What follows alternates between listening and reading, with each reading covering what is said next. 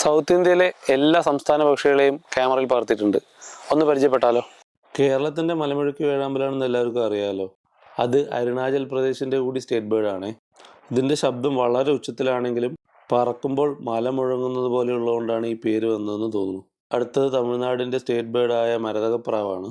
പകൽ സമയങ്ങളിൽ മാക്സിമം തറയിൽ കാണുന്ന പക്ഷിയാണ്. മനുഷ്യരെ കാണുമ്പോൾ അപ്പം തന്നെ പറന്നു പോകുന്ന ഈ പക്ഷിക്ക് ഓമനപ്രാവ് എന്നൊരു പേര് കൂടി ഉണ്ട് കേട്ടോ. എമറാൾഡ് ഡോവ് എന്നും വിളിക്കും. അടുത്തത് കർണാടക, തെലങ്കാന, ഒഡീഷ അങ്ങനെ 3 സംസ്ഥാനങ്ങളിലെ സ്റ്റേറ്റ് ബേർഡായ പനങ്കാക്കയാണ്. തലപോയ തെങ്ങുകൾ, പനകൾ, അതേപോലെ ലൈൻ കമ്പികളിലെല്ലാം ഈ പക്ഷിയെ കാണാറ് കേട്ടോ. ഇതിൻ്റെ ഇംഗ്ലീഷ് പേര് ഇന്ത്യൻ റോളർ എന്നാണ്. ഇത് പറക്കണ കാണാൻ നല്ല രസമാണ്. ഇനി ഗോവയിലെത്തുമ്പോൾ അത് മണികണ്ഠൻ എന്ന പേരുള്ള ഒരു തരം ബുൾബുളാണ്. മാക്സിമം കാടുകളിൽ കാണുന്ന പക്ഷിയാണ് ഈ മണികണ്ഠൻ. നമ്മുടെ നാട്ടു തത്തയാണ് ആന്ധ്രയുടെ സ്റ്റേറ്റ് ബേർഡ്. കേരളത്തിലെ തത്തകളിൽ ഏറ്റവും കൂടുതൽ കാണപ്പെടുന്ന തത്ത ഇത് തന്നെയാണ്.